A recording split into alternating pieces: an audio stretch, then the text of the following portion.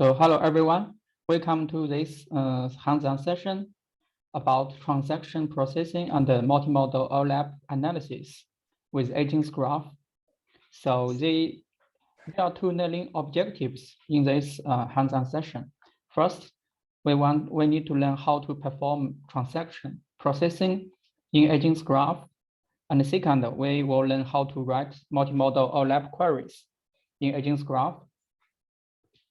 And the software in this hands-on session, we will use the agents graph, which is a multimodal database support like the relational model and graph model. Agents graph is developed based on the PostgreSQL.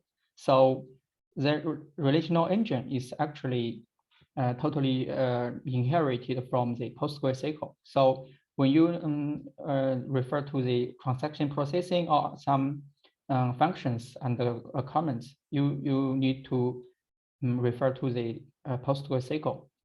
But for the property graph processing, like the Cypher query and the hybrid query, you need to refer to the documentations of agents graph.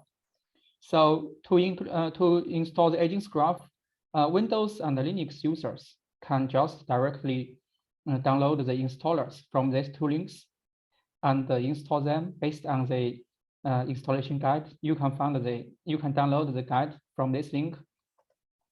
And for macOS users, I think it may be little difficult because you need to build from the source code and install the agents graph because the agents graph didn't provide the installers for the macOS system. You can refer to this video. I watched this video and I think it is simple to install and build the agents graph in macOS. So this is a software requirement for this hands-on session. And the second is a dataset that need to use in the part 2. In the first part, we didn't need this dataset. So this dataset is based on the paper that we learned in the study group, I guess. So you can download the dataset from this link. You can just click open this link, and in the loading the dataset section, click here to download the compressed dataset. So after you download this dataset, you will use this dataset in the part 2 of this hands-on session. And actually, this dataset is include 3 schemas about the Unibench benchmark, like the multidimensional and the multimodal schema, full relational schema, and the non-relational schema. So here are some reference for this hands-on session. First is that there's two papers. The first is about Unibench benchmark. The second is about the dataset and the 3 schemas of Unibench. So if you want to know more about the dataset, I recommend you read these two papers. And here are some documentations for agents graph. If you want to learn about the Cypher query language, please refer to the second manual. And for some PostgreSQL documentations, you can refer to the JSON functions and XML function and the HStore data types, because those 3 types are these 3 documentations will be used in this hands-on session. And finally, I need to emphasize that agents graph, the latest agents graph 2.5 is based on PostgreSQL 11. So I recommend you refer to the documentation of version 11, because if you refer to the latest version, this is 14, some functions or features are not supported by the agents graph. And finally, some reference about the transaction processing in PostgreSQL. So in the exercise, we have 2 parts. The first part is about the transaction processing. I will introduce how to perform transaction processing, and you need to complete 2 questions. This is should be 2. Sorry. And in part 2, you need to solve 5 questions. And for each question, you need to write 3 queries, including the full relational query, non-relational query, and the multi-dimensional M3D query. And we have provided a bonus for those students. It is optional. So if you want to get the bonus, you can design your own OLAP queries based on the M3D schema. And there are some requirements, like these queries should not be included in the paper 2 or in the part 2 of our exercise. And each query should be include at least 4 different models. And please, you need to give the description and give the M3D query. You needn't give the for relational and the non-relational query. And you can refer to table 1 and table 2 in paper 2 about how to describe the query and design the queries. And for the deadline, I guess you have 3 weeks, right? I don't know, Professor Lu, do we have 3 weeks for the? Yes. Yeah. Yes, that is correct. Yes, May 12th. Yeah. Okay. So let's begin the first part about the transaction processing. So we have learned some simple concepts in week 2 about the transaction management, which is very important in OLTP database. So let's see these slides. So first, let's recap the some transaction comments in the PostgreSQL and other database like AgentSgraph or MySQL. So begin will initialize a transaction block. And if you didn't use the begin, of course, for example, you always write queries without the begin. Actually, you are executed in a auto commit model, right? And commit it actually defines the end of the current transaction.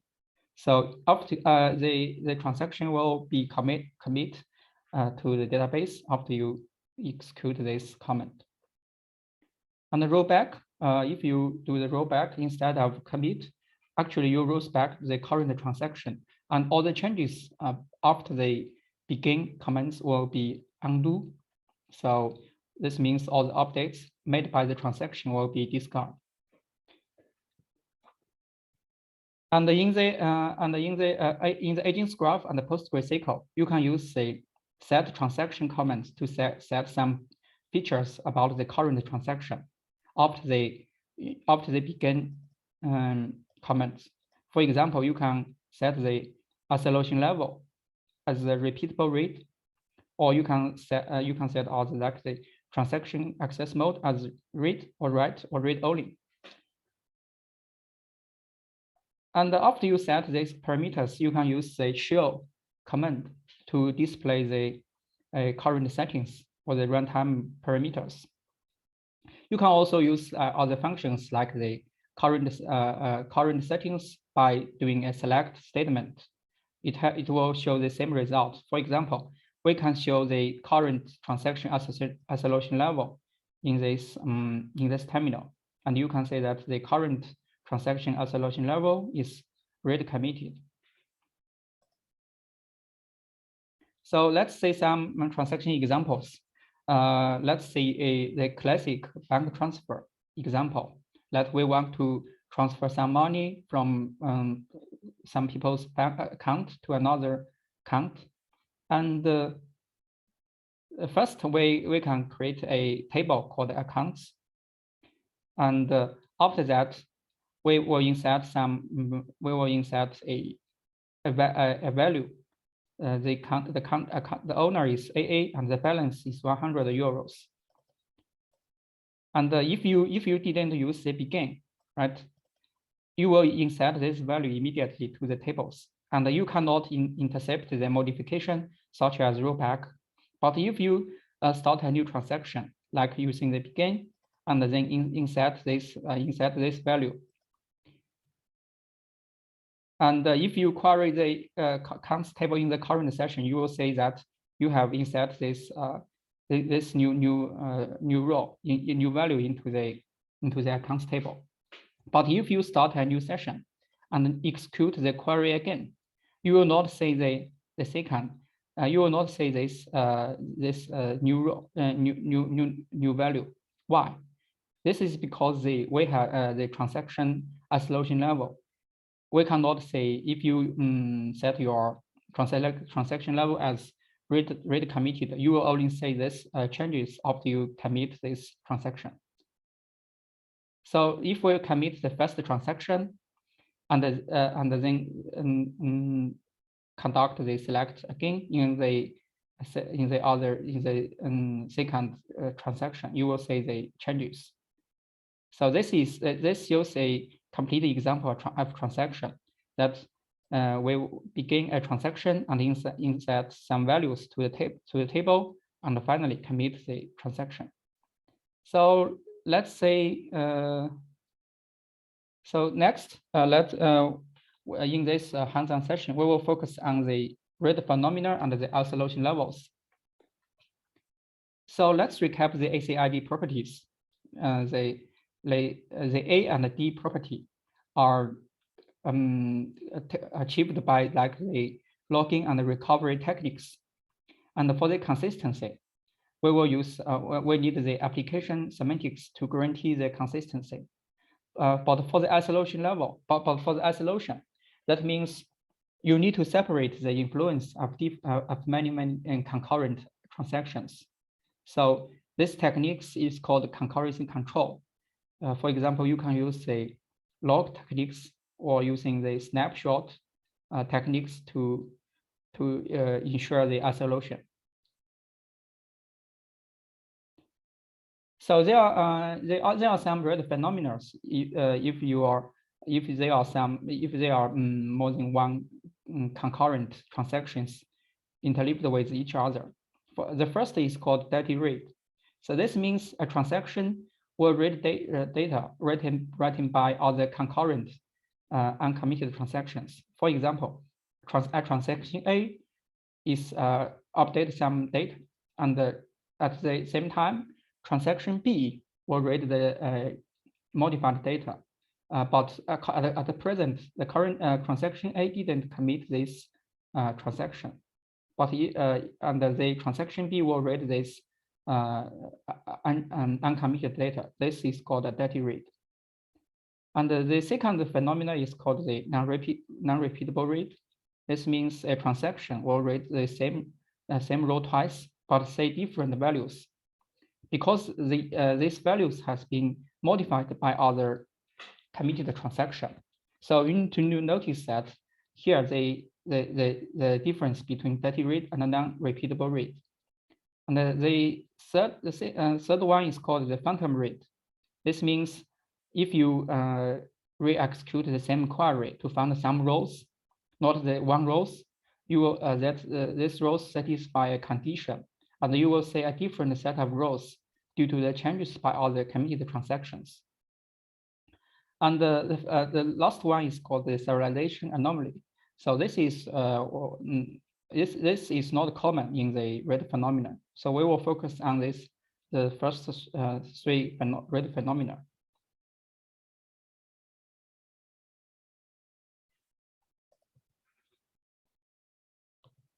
So in order to handle this for different read phenomena, the American National Standard Institute defined 4 standard isolation levels called read uncommitted, read committed, repeatable read, and serializable. The lowest level is called the read uncommitted. This means the transaction, if your transaction are set in this level, your transaction can only say data writing by other uncommitted transactions. So this means the dirty read will happen, right? But if you increase the isolation level to read committed, you will not say the data by other uncommitted transactions. You only say the data after the transaction are successfully committed. And the Next high level is called repeatable rate, and in this level you can avoid the dirty rate and the repeatable rate phenomena. And the highest level is serializable. This means you are not allow the concurrent transactions. So this table shows the standard isolation level in the SQL standard 92, and we can say these are the 4 isolation levels. In the read uncommitted level, the dirty read will possible, and the non-repeatable read and the phantom read are all possible. But in the read committed, the dirty read will be avoided, and only the other 2 were possible. And in the repeatable rate, both the dirty rate and non-repeatable rate phenomena will be solved, but the phantom rate is also be possible. And in the highest serializable, both these 3 rate phenomena can be solved. But you will usually not set the database at this level. This is because it will decrease our throughput of our OLTP system. So in PostgreSQL and Agents Graph, because Agents Graph is based on PostgreSQL, so the default level is a read committed. This means we will not have dirty read, but we will have non-repeatable read problem. And you should notice that in PostgreSQL, the read uncommitted and the read committed is both the same because this is because the implementation of PostgreSQL. So PostgreSQL doesn't provide this isolation level. So if you set the isolation level at the read uncommitted, you will also not have dirty read phenomena. So I will show you in some experiment. But in MySQL, which is also a famous relational database, the default level is higher than in PostgreSQL. This is a repeatable read. And in MySQL, the read uncommitted is supported. So this means if you set your isolation level at this level, the dirty read phenomena will happen. So now let's do some experiments in Agents Graph. In order to simulate the concurrent queries over 2 connections, we'll open 2 terminals and create 2 connections. And we will create a table called accounts and insert 3 rows into this table. So let's do it. First, let's open 2 terminals.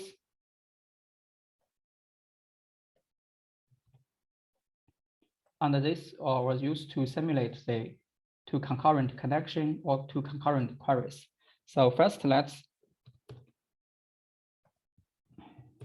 connect to the Agents Graph using the Agents user and connect to the database Postgres.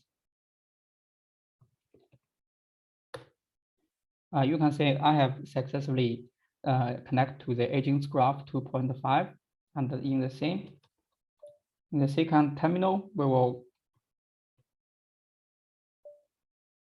let's just copy that.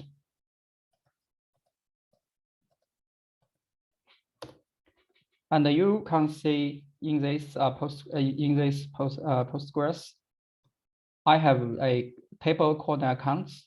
So now we can do the transactions. So the experiment is designed as this.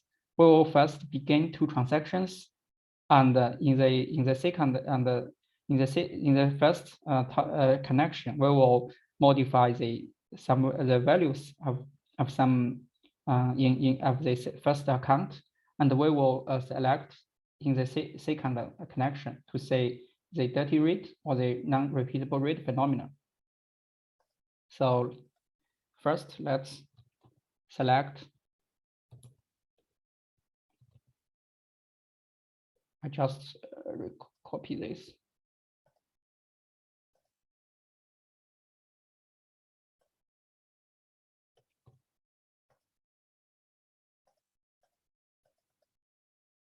First. And you can say we have 3 rows in the accounts table. Now let's begin a transaction in this first terminal and also begin another transaction in the second terminal. And you can say I have begun 2 transactions. And in the first transaction, let's update this account.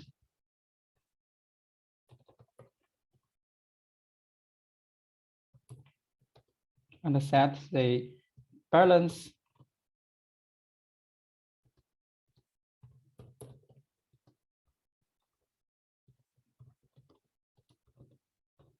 so we will minus 10 euros from A's account.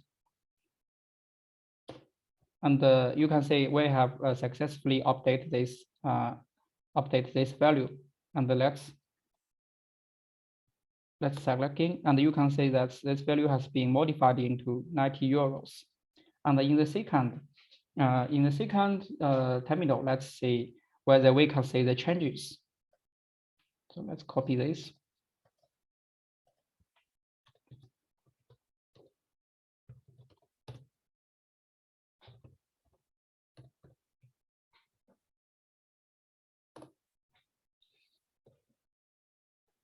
You can see that although this value has been modified, but in the second transaction, we will not see the changes. And why? This is because in PostgreSQL, the default isolation level is read committed. So this transaction, the transaction 2 will only see the changes of the transaction 1 commit this update, right? So let's do another select. Let's say the balance larger than 90 euros. And you can see we have 3 rows. And now let's commit this. Let's commit the first transaction. And let's select again. You can say the values has been modified into 90. And in the second transaction, let's do the select. You can say that after this transaction 1 commit this update statement, the transaction 2 will say the changes. So the balance has been modified into 90 euros. And let's say the other select statement. And you can say that we will say it will return only 2 rows. So by this 2 select, we demonstrate the dirty rate has been avoided, but by using by these 2 but by this to select with a different results. This means the non-repeatable rate phenomena has been happened, and from these 2 select queries, it didn't it returns different set of rows. This means the phantom rate phenomena also occur. So in order to avoid the repeatable rate, let's set the high isolation level to non-repeatable rate. So let's say commit this transaction. And now let's begin a new transaction in the first terminal and begin another transaction in the second terminal. So in order to set the isolation level, you can first check the isolation level in the current session or in current transaction. Let's just copy the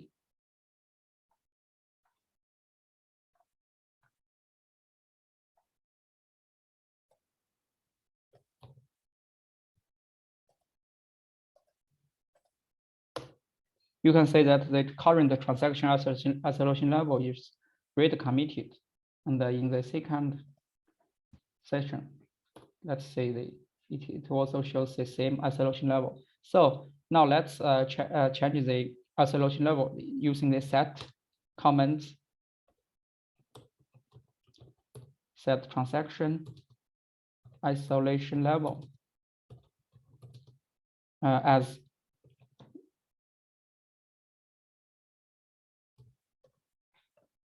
check repeatable rate.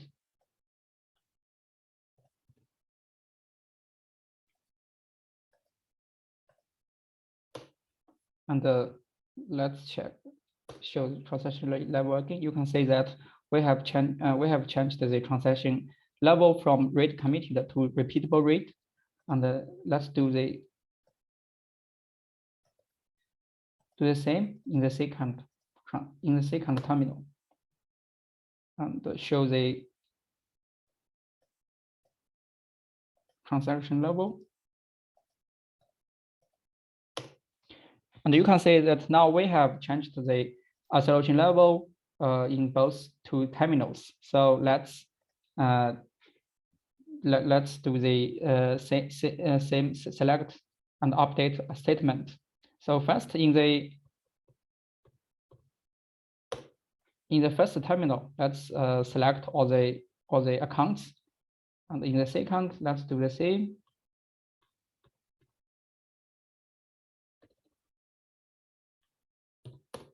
You can say it shows the two terminals shows the same result. And now in the first terminal, let's update the first account that we subtract 10 euros from the account and select the account again. You can say that we have the values have AA's account has been changed from 90 euros to 80 euros. And let's see whether we can see the changes in the second.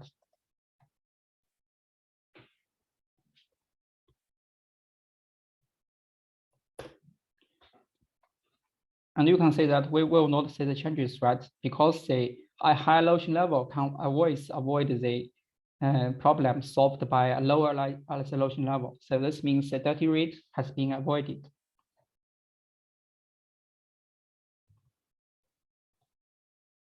Let's say another select statement, and we can see the 3 rows. Now let's commit this. Commit the first transaction, and in the second terminal, let's do this two select statement again. First, let's see the statement. You can say that now in this case, both the same statement can retain the same result. This means the non-repeatable rate phenomena has been solved. And let's say the phantom rate phenomena. And you can say this the second select statement also retain the same result. This means the phantom rate phenomena is also be solved by using a repeatable rate isolation level. So these two examples shows that in different isolation levels, we can avoid different rate phenomena. So let's back to this table again. So in PostgreSQL, if we using the default level, we will not see the dirty rate, but the non-repeatable rate and the phantom rate will be possible. But in the repeatable rate, both the dirty rate, non-repeatable rate, and the phantom rate will be solved. But now, because in PostgreSQL we cannot show the dirty rate, so we will use MySQL to share the to show the results of dirty rate. So in order to do that, let's connect. Let's open a new terminal, and in this two terminal, let's connect to the MySQL.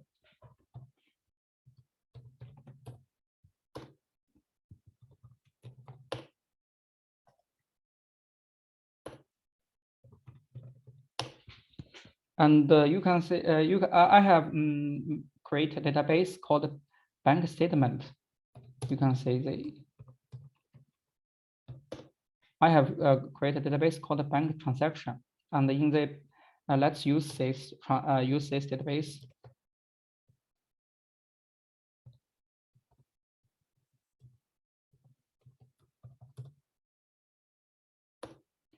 And using the status comments to check the information. You can say that currently we are using the current database is the bank transaction. And in the second, let's also use the same.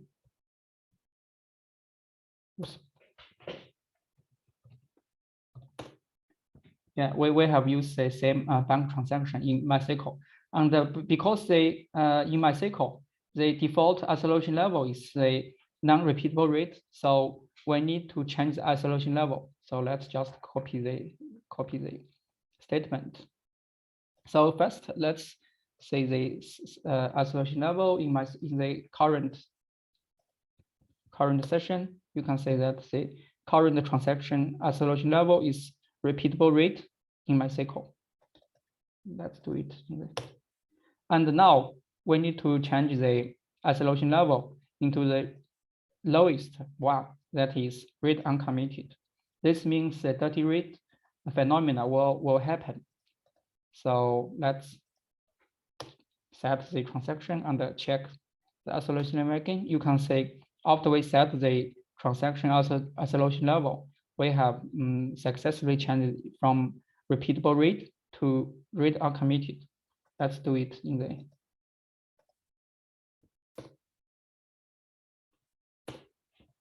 the second terminal.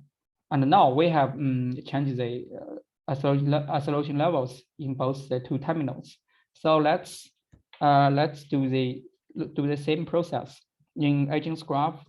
First, let's begin a transaction in both the two terminals. And now we can select the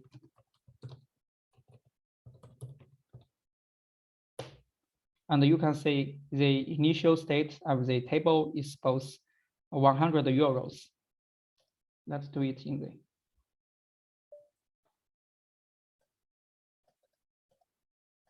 the second terminal. You can see the same result. Now let's update the transaction. Let's just copy this one. In the first terminal, in the first transaction. And let's do the select again. And you can say in the same transaction, we can see the changes before the transaction is committed. You can say that this value has been changed into 90 euros. But can you say the changes in another transaction in the read uncommitted level? The answer is yes. Let's see. Let's select the account ID equals 1, and you can say that we can even before this transaction is committed, the other transaction can say the changes. This is called a dirty read. So dirty read is a problem that we should be avoided, because for example, you can imagine a scenarios like a transaction is modified a value, and in the second applications, you select this value and use this value for other calculations. But when you're using this value, the second transaction roll back this transaction. This means these changes will be will undo. So let's roll back and select it again. You can say that we have undo the changes. This means you have using a value that was never exist. It never exists in some applications. This is very dangerous, like in the bank or in other applications. So let's just roll back this again. Okay, this is example in MySQL, which is different from PostgreSQL because MySQL is support the read uncommitted level, but in PostgreSQL and Agents Graph, it only supports the read committed. If you set the isolation level as read uncommitted, it will also avoid the dirty read problem. So let's close this two terminal. Okay, let's go back to the transaction. So the last section about the transaction is the logs and data logs. So logs in PostgreSQL and Agents Graph is used to ensure the isolation level. For example, in order to achieve the concurrency control, we can use the MVCC, which use time steps and snapshot techniques to ensure the isolation. But you can also use in the log-based techniques. And for the logs, Agents Graph and PostgreSQL provides several levels of logs, including the table level logs, row level logs, and the page level logs. And you can find more information about logs in the documentation. So first is the table level logs. And we have two ways to acquire table logs. First, you can use in the use implicit way. For example, if you are execute some select, update, or insert statement, actually you are acquire the table logs for the table, and you can also using the explicit way to acquire a log using the command like the log table accounts, and this will look at table, and you can also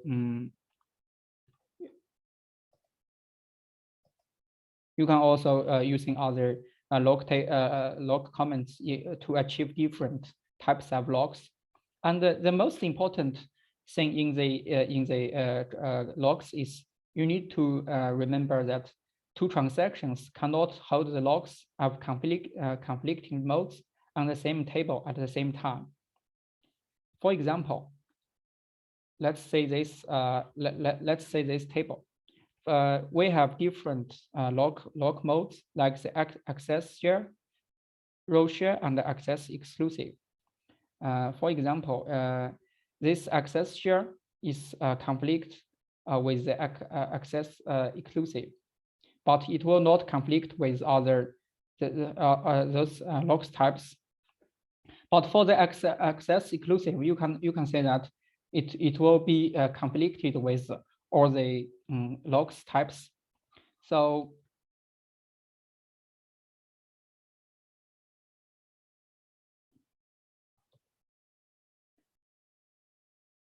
for example, for the access share, if this is acquired by the select statement, but for the access exclusive, you will acquired by this log by using the like the drop table or the try connect table or try connect database. So this means if a transaction is select some rows in a table, and in the in other transactions you want to drop this table, and these two logs will be conflicted, and you will be blocked by the first transaction. Let's say an example of the model conflicts.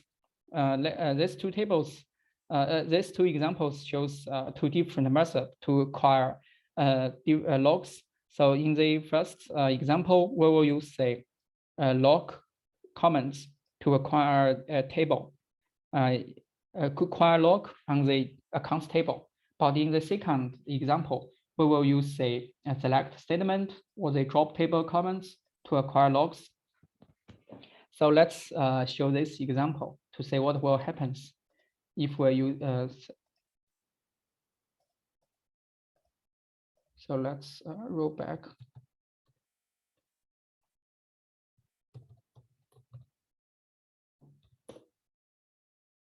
Okay, let's begin to transactions. And in the first transaction, let's just do some select statement. And in the second transactions, so by execute this select statements, you are actually acquiring getting a log called the access share log, which is only conflicted with the access exclusive by like the drop table. So in the second transaction, let's drop the table called accounts. And you can say that this will be blocked by this transaction. It's because these two logs are conflicted with each other. So this statement will wait for the transaction to release the logs. So how to release the logs? You can using the rollback or the commit to release the logs. So you can say after you execute this, this drop table will be executed at the same time. Let's commit this one, and you can say that we have dropped the table. But we do not want to drop the table, so we just roll back. And you can say that this table is still exists. So this table shows that when we use the select statement, we will get a access share. And if we use the drop table, we will get access exclusive. And the access share is conflicted with the access exclusive. So this one transaction will be blocked by the other transaction.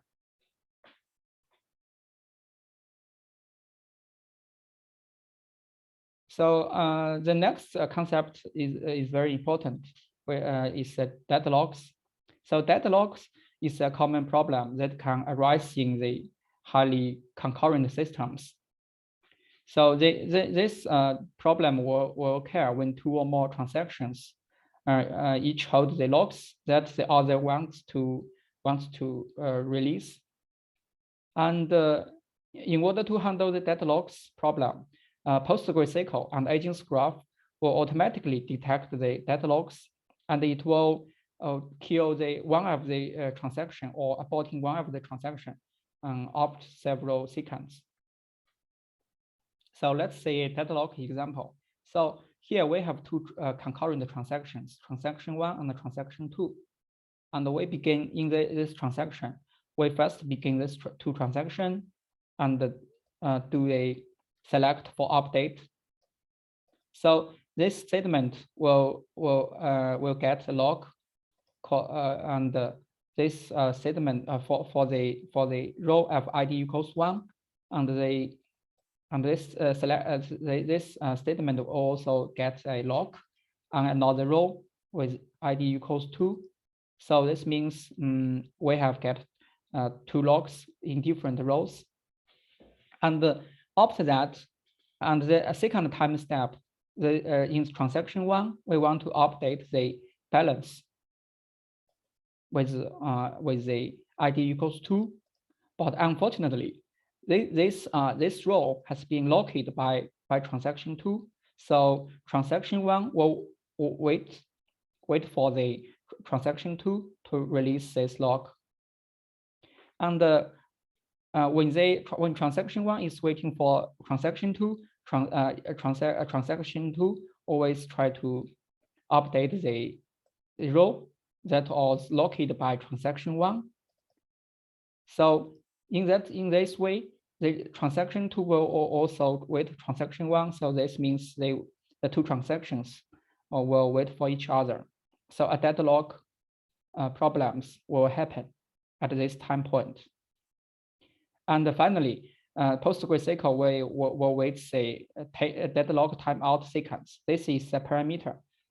You can set this parameter, and for example, like 2 seconds, and trigger a deadlock detection of the timeout, and one of the transactions like the second transaction, will be killed.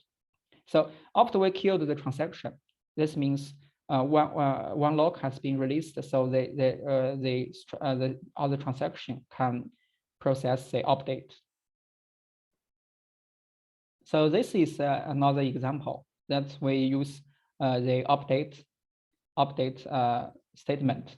It is very similar that we began two transactions and we update different rows first. This works perfectly, right? And in the next step, we want to update the value that was locked by transaction 2. And so it will wait for transaction 2 to release the lock. And in transaction 2, it will also try to update the rows locked by transaction 1. So transaction 2 will also wait for transaction 1. So a deadlock will occur. So let's show an example about the deadlocks. So let's begin two transactions.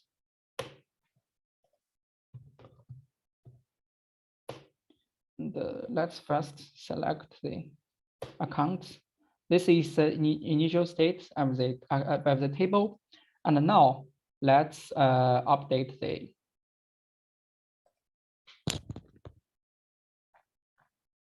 let's just copy this one.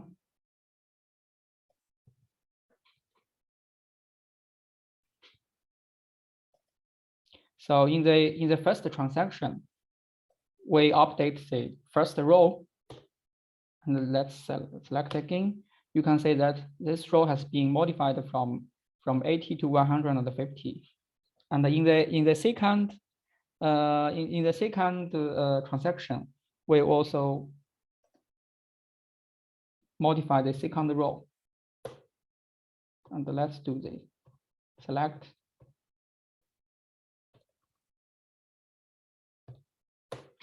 And you can say that in the second transaction, the BB's account has been modified into 150.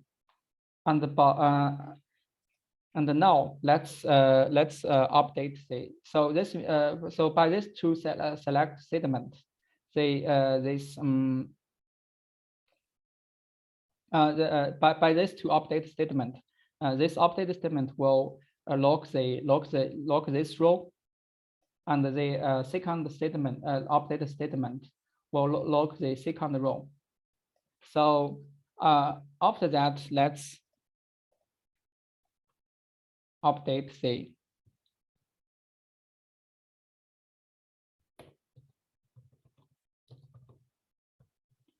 so in this way we want to update this row which is locked by the second transaction, right?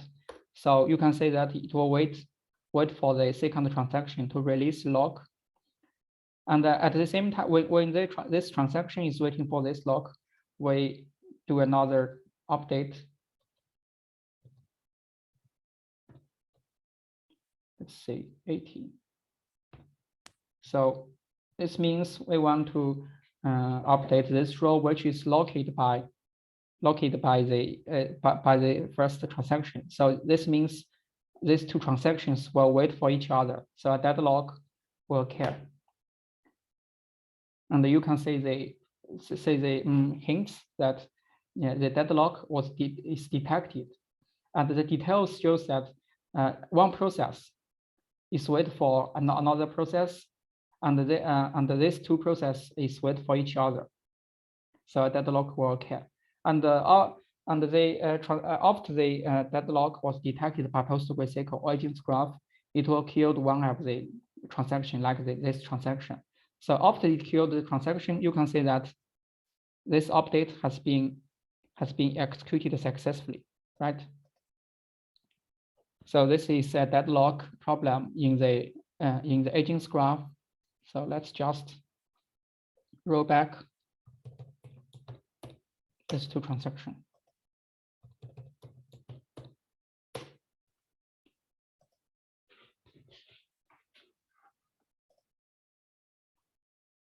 So here are two different examples. In the first example, a deadlock will happen, but in the second example, there are no deadlocks. Why? This you can say that from this two examples that with different orders of the statement, it will have different results. Let's simply say the first example that in the first transaction, the first row with ID equals 1 will be locked, and in the and by this update in the second transaction, the rows with ID equals 2 will also be locked. But after that, transaction 1 want to update this row, which is locked by transaction 2.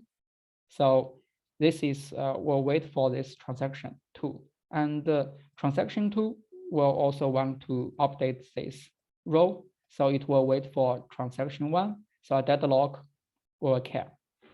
But in the second example, first this statement will lock the first row, and in the second transaction, it tries to update the row, the first row, which is already locked by the first transaction. So at this point, the transaction 2 has begun to wait for transaction 1, and after that, transaction 1 will do an update. This is not conflict with this one, because this one is after that, right? And after that, the transaction 2 want to update, but you cannot input this one because it has been waited for this one. So you cannot do any other statement when the transaction is waiting for the transaction. So this is the difference. So in the second example, only transaction 2 is waiting for transaction 1, and the transaction 1 is not waiting for transaction 2 because this statement cannot be executed or cannot be submitted to the transaction. So there are no deadlocks in these two examples. In the second example. So this is a explanation. So some solutions to the deadlocks. So to resolve the situation from the previous example, we can say that agents graph and the PostgreSQL raise a deadlock error if it detects the two processes are waiting for each other. And the PostgreSQL will wait for a given interval before it raises error. And this interval is defined by the deadlock timeout. And you can say from the hint that it shows the detailed information about the deadlocks. One process is corresponding to one transaction, and we can say that these two process is blocked by each other. So a deadlock will occur in this in a situation. So I guess this is all about the transaction and deadlocks. So let's go back to the exercise. So in the first part about transaction, this is a database for my demonstration, and the first question is about the rate phenomena and isolation levels. Here we have two different transactions, and this transaction wanted to do some select and update. And the question is at a different different isolation levels, what the user want this select statement can get the result, and what rate phenomena will occur. And you should notice that at the first question, this asks you if you didn't use the agents graph but use MySQL at the rate uncommitted level. So what result will get? You should remember that in MySQL, the dirty read can happen at this level, but in agents graph, the dirty read will not happen, right? So this is the first question, and the second question is about the what kind of logs do this statement will try to generate, and this you need to check whether these two logs are conflicted with each other. And the next question is about the deadlocks between the two concurrent transactions. So you need to judge where the deadlock will occur and give the reasons. So this is the first part about the transaction processing. So do you have any questions? Thank you. Yeah. Maybe I see some discussion in the chat. Yeah, maybe you can also say. Okay. Yeah, in the chat.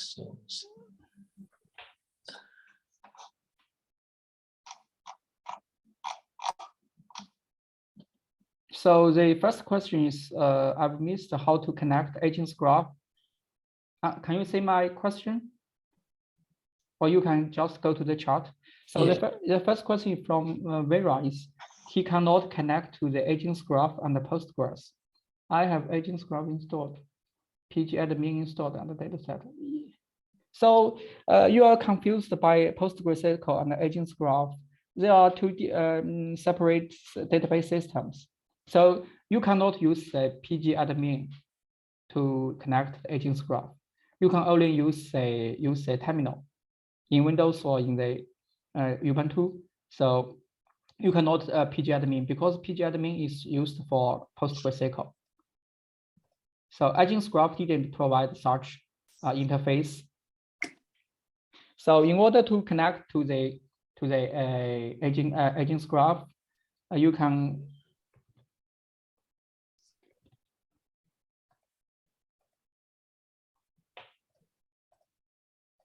let's say you can in a terminal you need to use the agents command, which is very similar to the PSQL in PostgreSQL, right?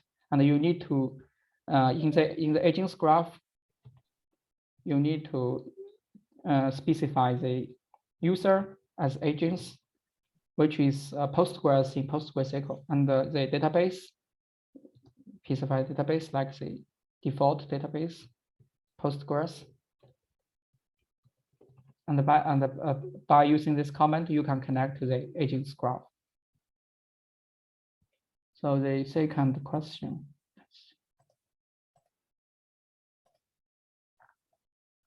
I'm wondering the same thing.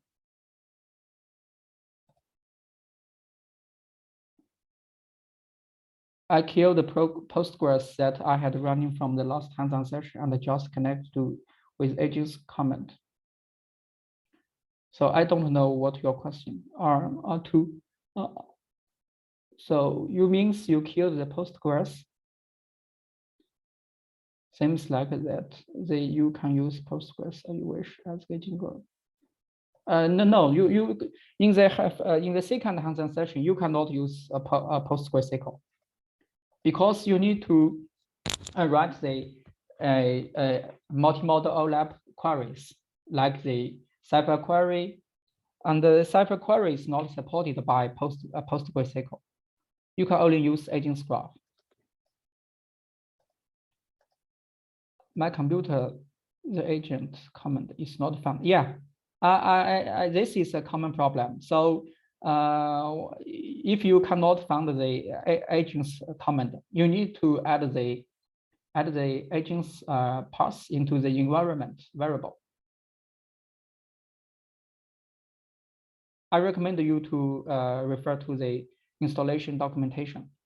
So in Windows, you need to, in Windows and Ubuntu, you also both need to add the environment variables about the, for example, here my agents graph is like, you need to add this directory into the environment variables. Then it will find the agents comment. This one, can you see this one? It's in the it's inside the bin directory. So you need to add this add this directory into the environment variables.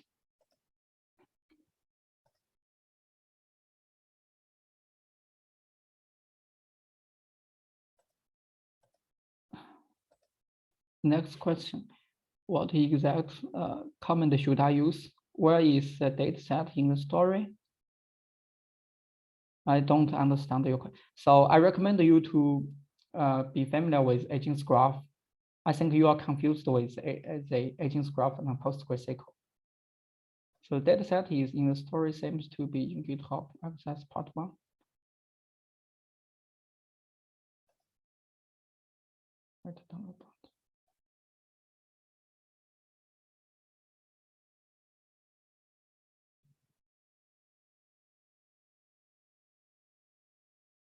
Okay, I think I have answered all the questions. So we can have a 10 minutes break. Oh, so I also see Mohammed want to share his screen.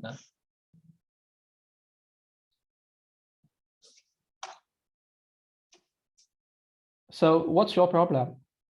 Yeah, Mohammed want to share. Connecting to the database. I'm gonna share my screen and show you. Okay.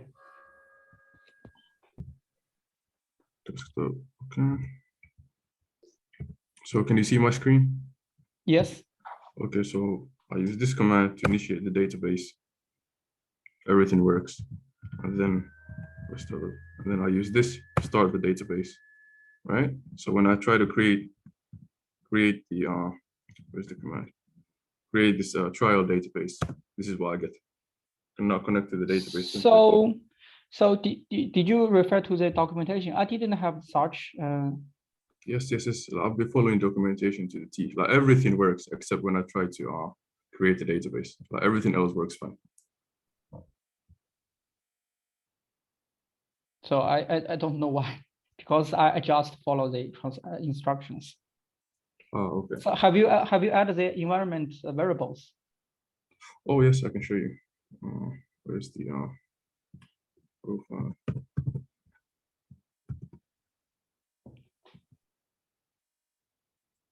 Here, right?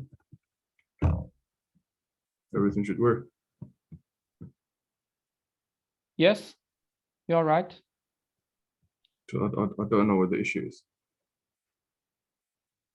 Okay, maybe I can solve your problem after this meeting. Okay, thank you. Okay.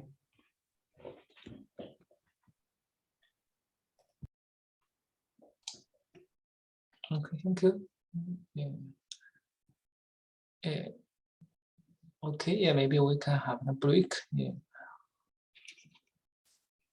So we can have 10 minutes break. Okay. Yeah, okay. So we come back about 1:30. So, okay, 1:30. Yeah, 1:30. Okay, thank you. Yeah, see you.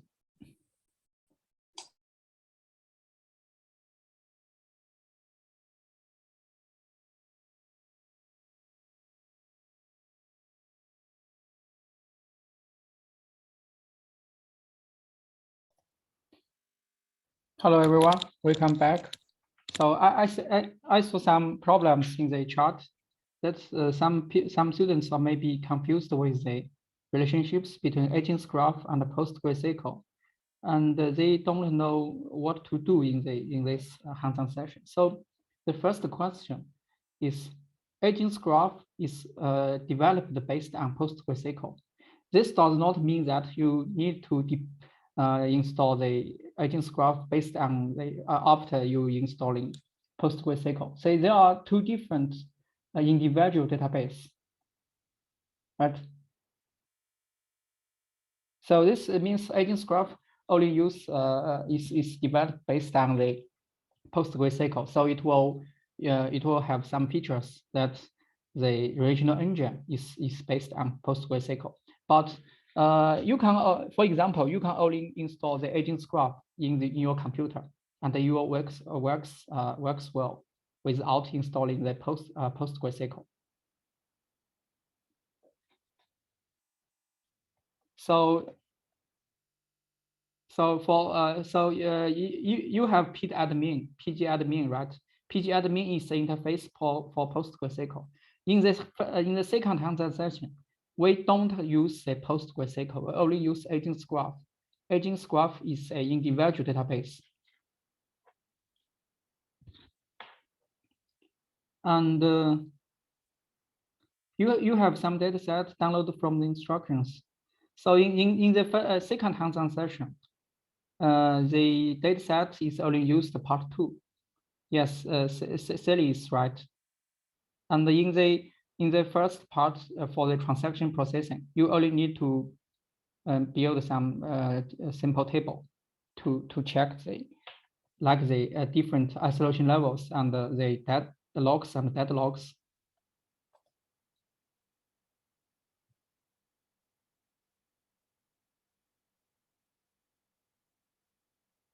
So yeah, so for part 1, the initialize the demo DB command is used for my demonstration. So I will delete this one if you are confused. So there are actually this the demo database will not be used in part 1. So I will delete this.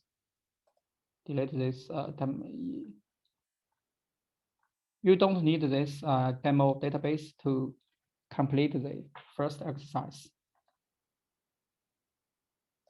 So I will delete this too.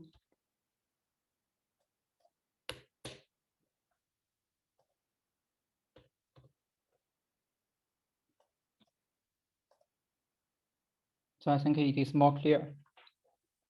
So I give the comments for the initialize the demo database because I guess you may want to do some experiment in the demonstration. So I make it for you. So I have deleted this part. So Vera, I think you need to learn more about PostgreSQL Agents Graph and the database. You are confused with those concepts. I completely don't understand what to do. So I have this terminal, and for example, we had task 2, and I was able to create a database and to run the queries. So I suppose that everything works. So I have this Agents Graph, but it was not connected to pgadmin. And now I don't understand. We don't use pgadmin. pgadmin is only an interface, right? Mm-hmm. We want to connect the database. So pgadmin is the interface, graphical interface for PostgreSQL. Agents Graph will not be used based on the PostgreSQL. It is a individual database. It is only developed based on PostgreSQL. So but that's what I mean that you can refer to the PostgreSQL, right? Yeah, I mean Postgre. And now I see that we have to run this command like user and then database Postgre. And so I'm trying to figure out how it is all related. So I have this terminal, I have pgadmin, then some data set, and I just don't understand the chain of steps. So what to do? Why do I need this terminal? Why do I need pgadmin and the data set and so on? So we will not pgadmin. We will not use pgadmin. pgadmin is used for PostgreSQL. In Agents Graph, it didn't provide such interface. Yeah, I see. I mean, Does that make sense? Postgre. So I have terminal, okay, Agents Graph, then Postgre, and then the data set. So in part 1, you didn't use any data set. You only need to execute the complete the exercise. You even needn't to do the SQL if you understand the isolation level. You can answer all these questions, I think. Okay, Yeah. and then for part 2, so what are the steps? I open Agents Graph terminal. I haven't told part 2. I will tell that. I will tell that. Okay. So for the various problem, I think you are using a wrong comment. It is agents, not agent. So Vera. So I guess you use a wrong comment. It is not agent, right? It is Mm. agents. I don't see. What do you mean? Agents, you mean, but you say in the agent, not agent, it is agents. Yeah, agents graph. Yeah, yeah. So you can try this one.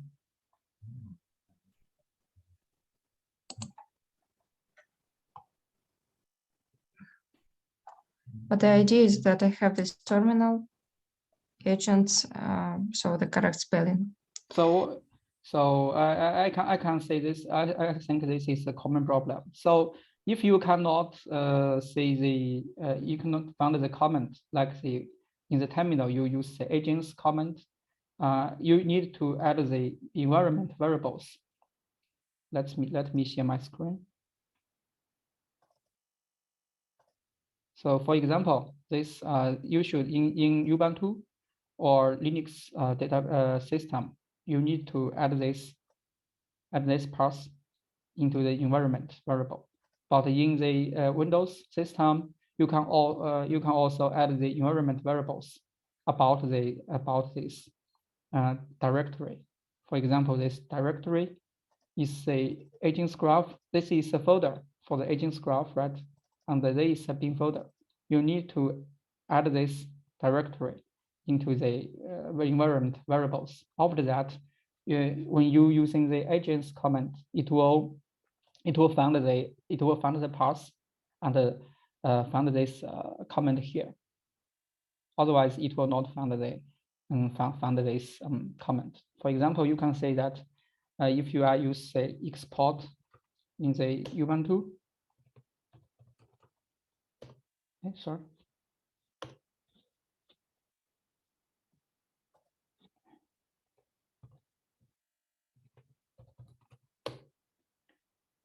You can say that in the path, you can say that this is the HDA for the agents graph, right? And I have this one in the path. So this means when you using the agents, like say agents comment, using the agents user and connect to the Postgres. And when you're using this comment, it will directly find this, to search on this path and find the comment in this directory.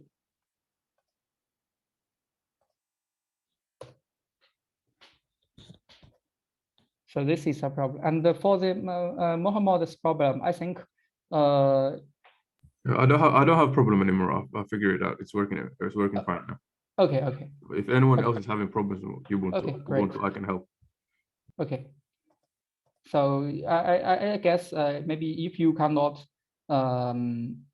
install correctly, maybe you can use say user add, and do not use add user in the installation guide to add the agents user. So maybe it will help at sometimes. Okay. So let's continue to the second part of the OLAP analysis. So in the second part, you need to use this data set called M3D, which provides 3 schemas of Unibench. So after you download this data set from this link, you need to use the pg restore command to import the data set. So before you conduct this command, first you need to create a database called, like for example, like Unibench M3D, and create a graph called Unibench graph and set the graph path. You need to conduct this comments after you connect to the agents graph database, right? So let's close this and create a new.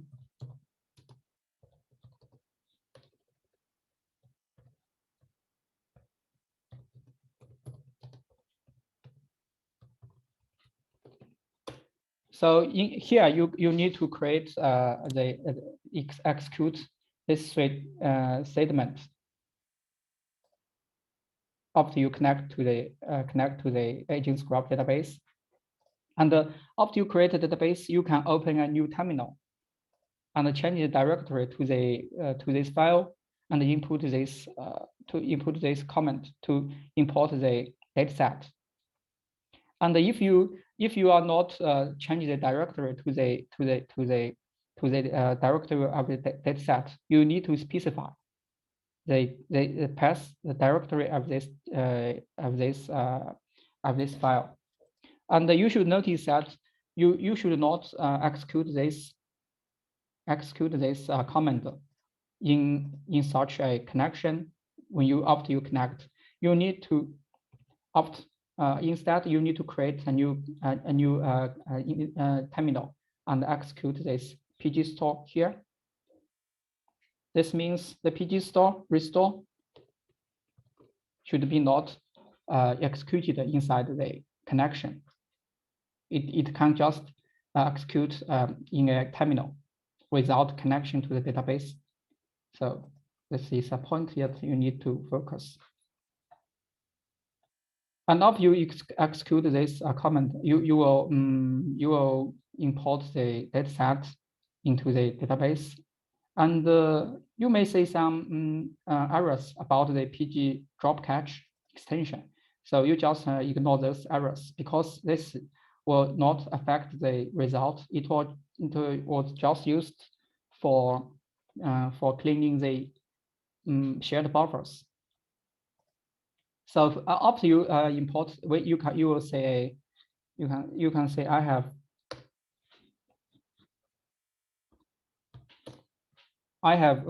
create a database called Unibench M3D. So let's connect to this database, and you can see there are some tables. There are some tables or relations in this database called the FR customer, FR order, or M3D team date, or the NR. So the FR with the prefix FR means for the full relation, and M3D prefix means the multidimensional the schema, and the NR means non-relational schema. So I recommend you to read this paper again that we started in this study group about this three schema. So I'll briefly introduce the structures about these three schemas. So first, this picture shows the original schema of Unibench. For example, we have the customers, which is a relational table, and the orders is stored in a JSON document. And we also have the social graphs like person knows person, customer knows customer. And based on this original Unibench schema, this paper has created a multidimensional multimodal schema called M3D schema. And this is order is a factor table, right? And we have several dimensional table. This is a date dimensional table, and this is a customer dimensional table. And we also have a customer knows customer graph, and this is a product dimensional. And this paper also proposed a full relational schema. This shows in this picture. So in the center is a fact table called the fact order. That is including the ID of the order, ID of a customer, and the total price. And we have three dimensional table. The first one is called the product. Second is the date, and the last one is the customer. And we also have some bridge relations that relate this to dimensional table. For example, the bridge order and the product connect each order to a product, and it will For example, the ID group is in the order, and the ASI is in the product, and we'll also have a bridge feedback which connect the product and the customer table. That means a person will have a feedback or rating in a product, and we also have the notes table, which means the customer knows that not the customer. So this is a full relational schema in Unibench or in this paper. And we also have the non-relational schema and the M3D schema. So let's say the M3D schema. So this is a multi-dimensional schema in this table of Unibench. So here we also have the fact table called fact order. But now in this table, we will store the order information use a JSON document. And the date dimensional is similar to the full relational schema, and the product is different. Here we will use a info product stored as a XML tree, and store the feedback as the HStore data type. And you can see here we have it shows an example that the info order is a JSON document, and the info product in the product is an XML tree, right? And here we also have the info cost, and the cost is knows a customer, means it is a graph. It shows a graph structure. So this is a M3D schema in this paper, and so after you import the dataset into the agents graph, the first thing you need to do is to explore this dataset. You can say that, for example, this FR tables are all about the full relational schema. This is a fact order table, right? That's just.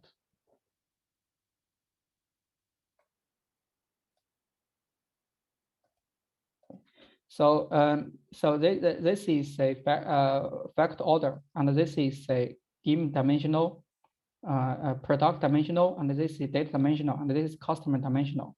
And we also have the customer knows customer, and the feedback, and the order product. This BT means bridge. This is this one. BT means bridge. This means this. So this means this two tables, right?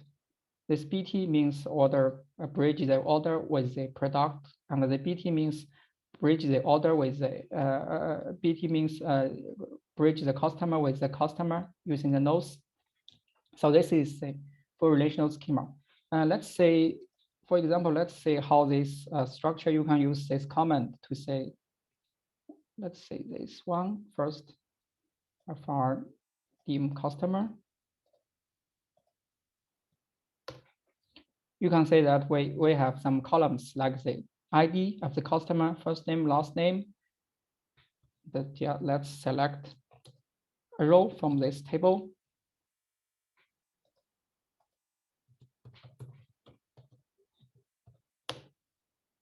Sorry.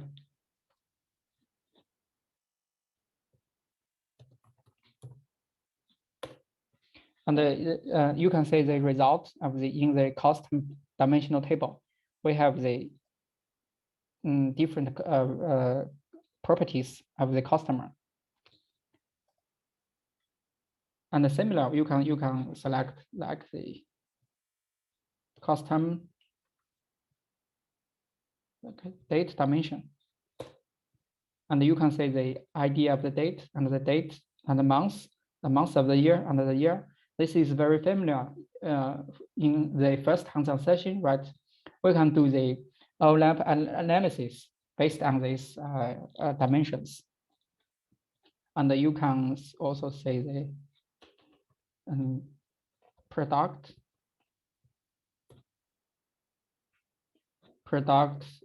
dimensional table, and you can say the assign product title, price, and all the attribute properties of the product. And finally, let's say the fact table. Fact.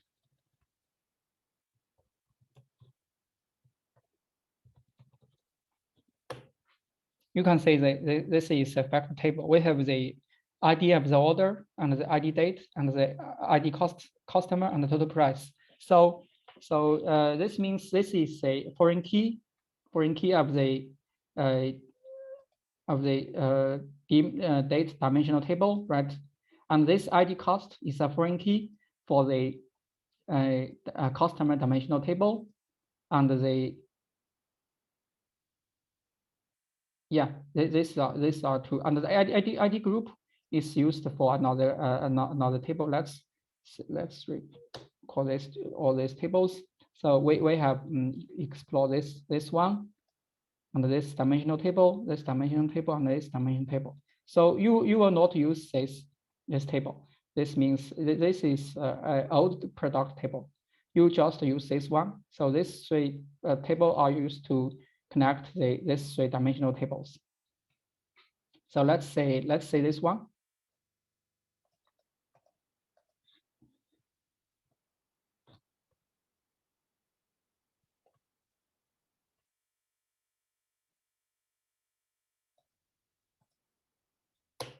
And you can say that this is the ID cost from and the ID customer to. This means this customer with ID 5 knows another customer with ID 25, and it also know a customer with the ID of 55. This is like the social graph, social graph in the Facebook that person knows person. So this is this information is stored in this table. So in the M3D schema and the non-relational schema, you will not say this this table and the constant table, right? You can say you will not find this table. Why? Because these two tables, this table and this table has been modeled as graph, and when you use this comment, it will only shows the relations or the tables, will not shows the graphs. I will explain this later. So this is all about the relational schema. So with the prefix fr. Now let's explore the M3D schema. So let's say the M3D fact order, and you can say that we have a ID of the order, and the ID date, and the ID customer, and the information of the order is stored as a JSON object, right? So let's select one row from the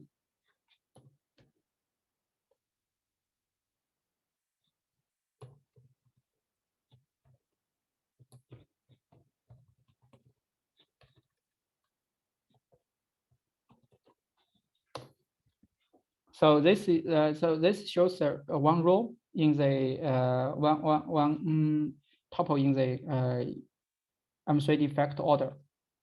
So you can say that we have the order ID. Order ID is this one, and we also have the ID date. It is a foreign key, so you need to you need to connect to the M3D dim date table using this foreign key. And we also have the ID of the customer, which is also a foreign key of the customer dimensional table. And finally, is the information of the order. It is a JSON document, right? So let's copy this one and say you can use the free online JSON format to say the structures of this JSON document. Let's copy this one here and format the JSON.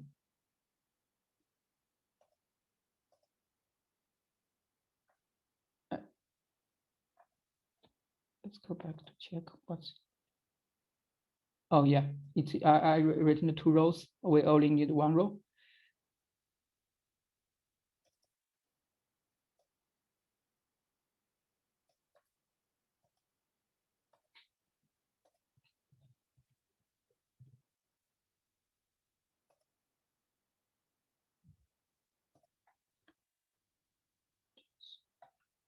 Yeah. Price.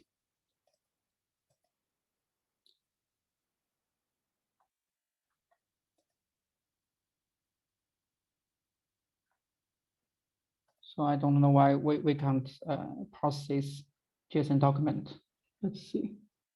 Let me check.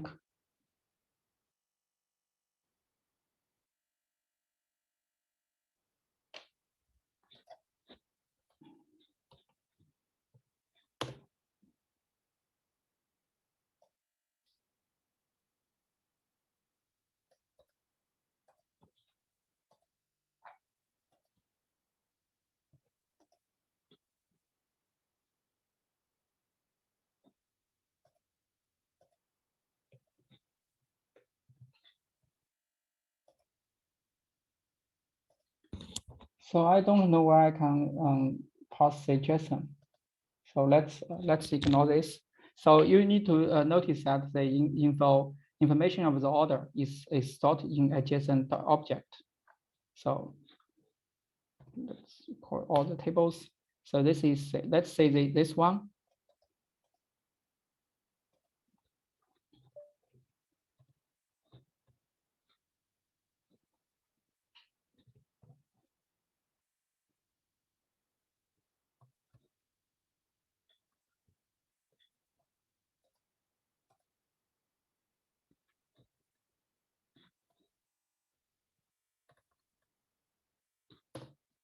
You can say the dimensional table of the date is very similar of the full relational schema, right? It shows the date, the month, the year of different date. And finally, let's say the M3D dim product.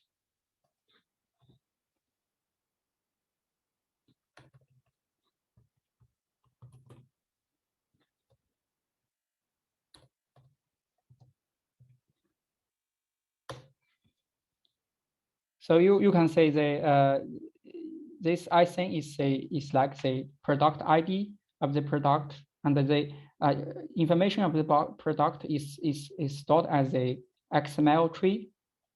And finally, is the feedback. The feedback is stored as an H step. You can use comment to say the structure information of the columns. You can say that I think is a character, which is the ID of the product, and the information of the product is a XML type, and the feedback is actually stored data type. And so we can copy this one into the XML format. So let's copy this one. You can see that after we format this XML, this is actually shows the information of a product. It is an XML object. For example, the title is this one, and the price is 8.26, and the URL of the image is this one, and the product ID, vendor country, and all stored in the XML. So, for example, if you want to group by the vendor in the M3D schema, actually you need to search on this XML object, right? So this is the structures of the M3D product, and now we have these 3 tables are similar to the fact table, date table, and the product table. But for the nodes and the customers, it has been modeled as a graph. So you can use another comment called this EG to show the graph. You can say that we have a graph called Unibench graph in this database, and you can say you can use this to show the edges. We have edge called nodes, right? And you can use another comment to show the nodes of the customer. So this means the full relational customer table has been modeled as the nodes, and under this one, BT customer nodes customer has been modeled as the edges in the graph. Right? So nodes. So now we can using the Cypher language to, for example, to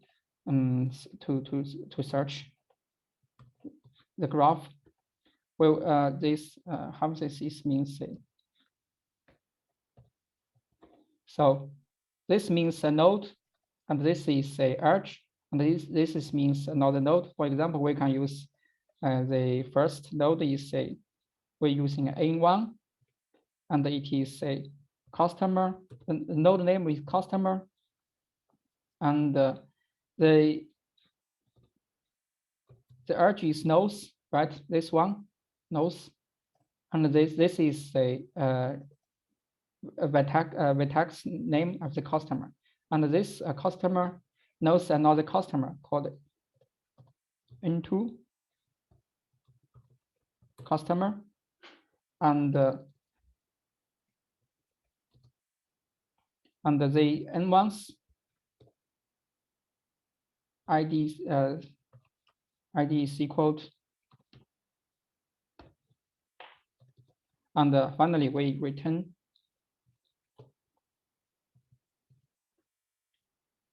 N1, N2. Sorry.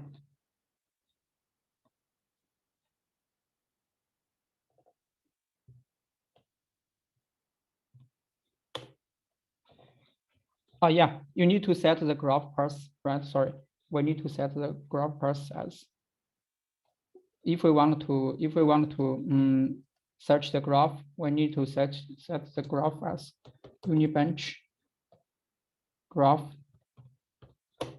and you can using the show the comment to show the graph parse.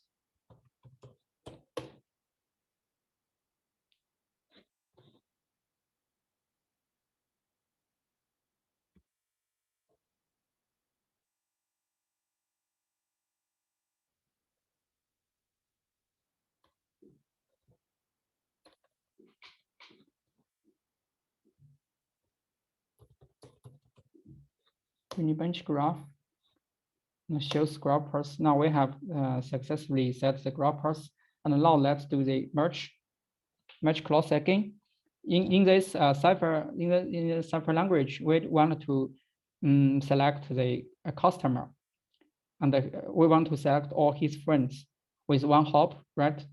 And the N1's ID is equals to this 4145. Now let's do this one, and you will say that it will yeah, it is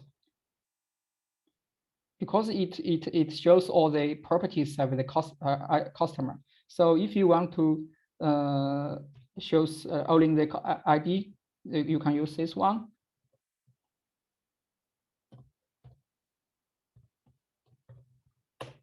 And now you can say that this means the first customer with the ID 4145 knows another customer with this ID, and actually, of course, one person may have many friends, so it will returns many results.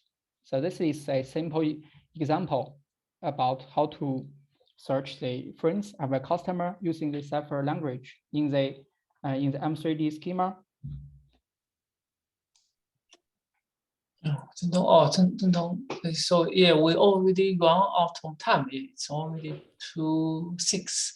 Yeah, maybe we can continue next week. Yeah. I will. So I will briefly. I think it's over. I will briefly introduce say something about exercise. So, okay, so I will close end this one. So after so the first step, you need to download the dataset and import dataset using the PG restore. And after that, you need to write some queries, 5 queries, and you can refer to this GitHub. This GitHub, actually, the authors has provide all the queries with 3 schemas in the paper, in this paper. So you can refer to the table 1 and the table 2. For example, this 2 table. So the GitHub is the queries is for the table. You can study this queries, and after that, if you can understand the queries in these 2 tables, you can answer the questions. You can answer these 5 questions. So part 3 is optional. It is a bonus. So I guess this is all about this meeting. Okay, yeah, thank you, Zheng Tong. Yeah, is there any questions so far about this hands-on exercises?